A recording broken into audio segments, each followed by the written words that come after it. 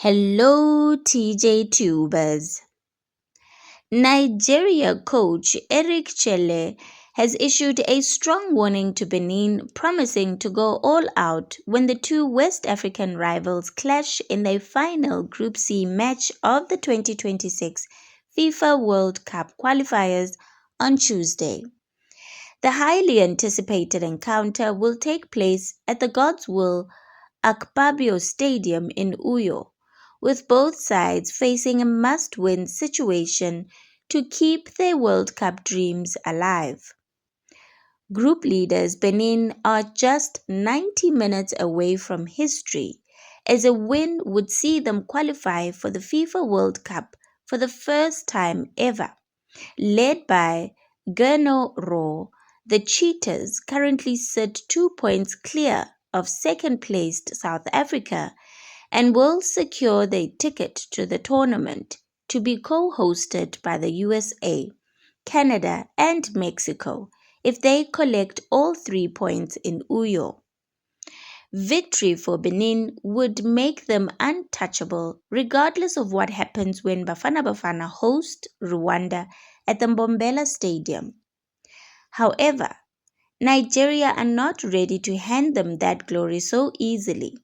The Super Eagles, currently third in the group and 3 points behind Benin, are desperate for a win that could keep their qualification hopes alive. To reach the top of the table, Nigeria need to beat Benin by at least a 3-goal margin and hope South Africa drop points against Rwanda.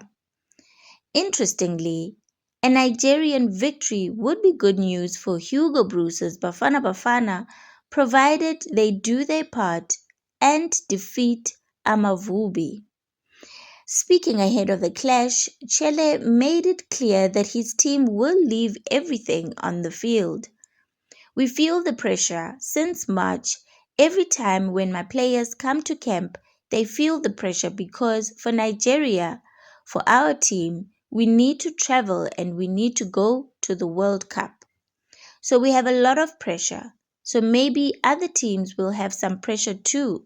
This is not just an explanation, but it's the reality.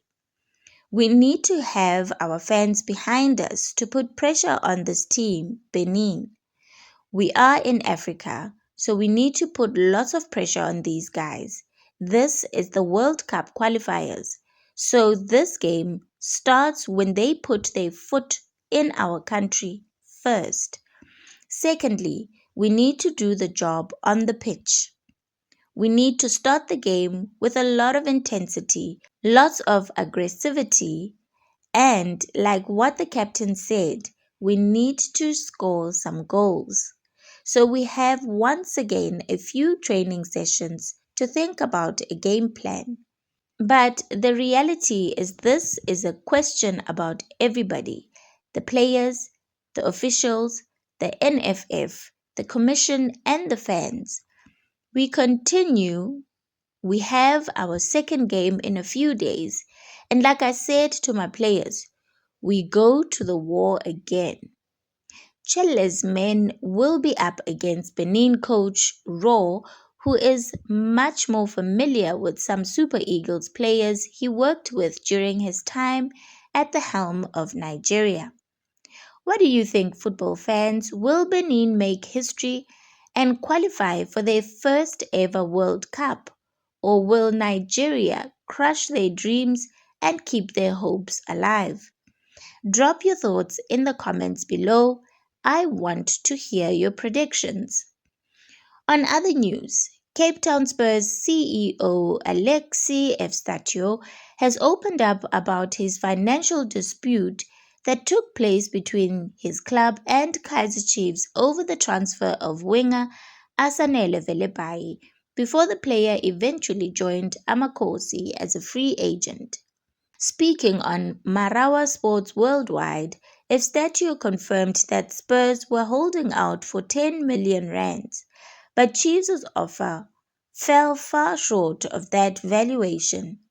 We wanted 10 million rand for Asanele Velebai and they offered 4 million, Efstatio revealed.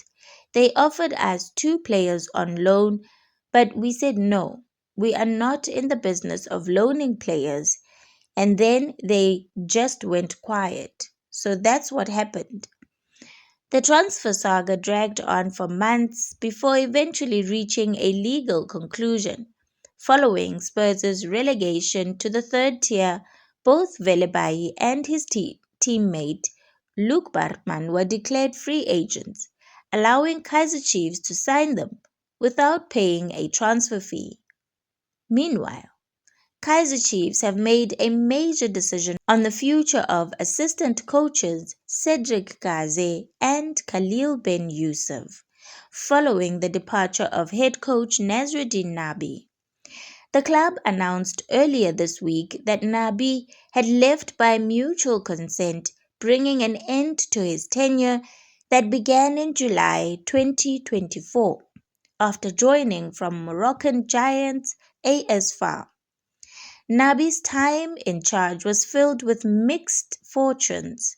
While he guided Chiefs to a disappointing ninth place in the Betway Premiership, he ended the season on a high by winning the Nedbank Cup, beating Orlando Pirates 2-1 in the final.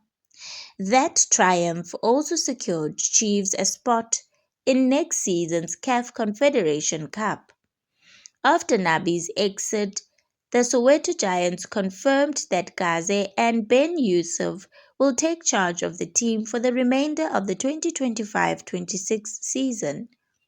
Following the announcement earlier today of a mutual parting of ways between Kaizer Chiefs FC and head coach Nasruddin Nabi, the club can confirm that coaches Khalil Ben Youssef and Cedric Gaze will lead the technical team for the remainder of the 2025-26 season. The club said in an official statement. The two coaches who joined Chiefs alongside Nabi have previously overseen the team during his absence, including earlier this season when Nabi was on family responsibility leave. What do you think about this revelation from Cape Town Spurs and Chiefs' coaching changes? Do you believe Gaze and Ben Youssef can steady the ship at Naturena? Share your thoughts in the comments below. Thank you so much for tuning into this video. If you haven't subscribed yet to this channel, please make sure to subscribe and give this video a like. Thank you.